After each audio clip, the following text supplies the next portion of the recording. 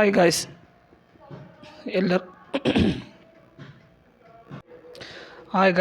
ಎಲ್ಲರಿಗೂ ನಮಸ್ಕಾರ. ನಾನು ನಿಮ್ಮ ಸಂದೀಪ್. ಇವತ್ತಿನ ಈ ವಿಡಿಯೋದಲ್ಲಿ ನಾನು ನಿಮಗೆ ತಿಳಿಸಿಕೊಡುವ ವಿಷಯ ಏನಪ್ಪ ಅಂದರೆ, ನಮ್ಮ ಕರ್ನಾಟಕ ಸರ್ಕಾರ ಅರಣ್ಯ ಇಲಾಖೆಯಲ್ಲಿ ಖಾಲಿ ಇರುವಂಥ ಹುದ್ದೆಗಳಿಗೆ ಮಂಜೂರಾತಿಯನ್ನು ಹೊರತುಪಡಿಸಿದೆ. ದಿನಾಂಕ 16/12/2024 ಮಾನ್ಯ ಅರಣ್ಯ, ಜೀವಿತ ಪ್ರಕೃತಿ ಮತ್ತು ಪರಿಸರ ಸಚಿವರು ನೀಡಿರುವ ಹೇಳಿಕೆಯ ಪ್ರಕಾರ ಕೇಂದ್ರ ಸರ್ಕಾರವು ಕರ್ನಾಟಕ ಕೇಡರ್ಗೆ ಮಂಜೂರು ಮಾಡಿದ IFS ಹುದ್ದೆಗಳು ಹಾಗೂ ಅರಣ್ಯ ಇಲಾಖೆಯಲ್ಲಿ ವೃಂದದ ಮತ್ತು ನೇಮಕಾತಿ ನಿಯಮಗಳನ್ವಯ ಮಂಜೂರಾದ ಅರಣ್ಯ ರಕ್ಷಕ ಹುದ್ದೆಗಳ ವಿವರಗಳನ್ನು ತಿಳಿಸಪಡಿಸುತ್ತೇನೆ.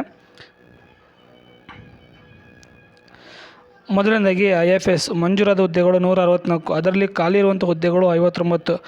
ಅರಣ್ಯ ರಕ್ಷಕರು ಫಾರೆಸ್ಟ್ ಗಾರ್ಡ್ 5494, ಅದರಲ್ಲಿ ಖಾಲಿ ಇರುವ ಹುದ್ದೆಗಳು 2572.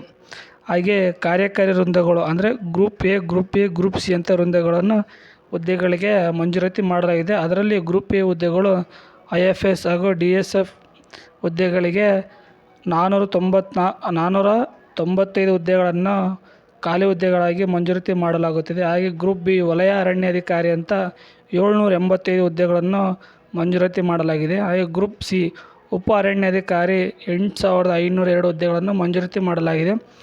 ಹಾಗೆ ಅರಣ್ಯ ವೀಕ್ಷಕರು 80,892 ಹುದ್ದೆಗಳನ್ನು ಈ ಒಂದು ಇಲಾಖೆ ಅಧಿಸೂಚನೆಯನ್ನು ಹಾಗೂ ಮಂಜೂರಾತಿ ಮಾಡಿರುವ ಹುದ್ದೆಗಳ ಬಗ್ಗೆ ವಿವರಣಾತ್ಮಕವಾಗಿ ತಿಳಿಸುತ್ತಿದೆ. ಇನ್ನೇನು ಕೆಲವೇ ದಿನಗಳಲ್ಲಿ ಈ ಹುದ್ದೆ ಅಧಿಸೂಚನೆ ನೋಟಿಫಿಕೇಷನ್ ಹೊರಬೀಳಲಾಗಿದೆ.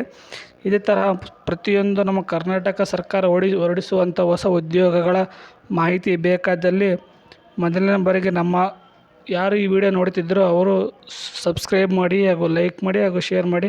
ನಿಮಗೆ ಬೇಕಾಗುವಂಥ ಉಪಯುಕ್ತ ಮಾಹಿತಿಯನ್ನು ನಿಮಗೆ ದೊರಕಿಸಿಕೊಡುತ್ತೇನೆ. ವಂದನೆಗಳು.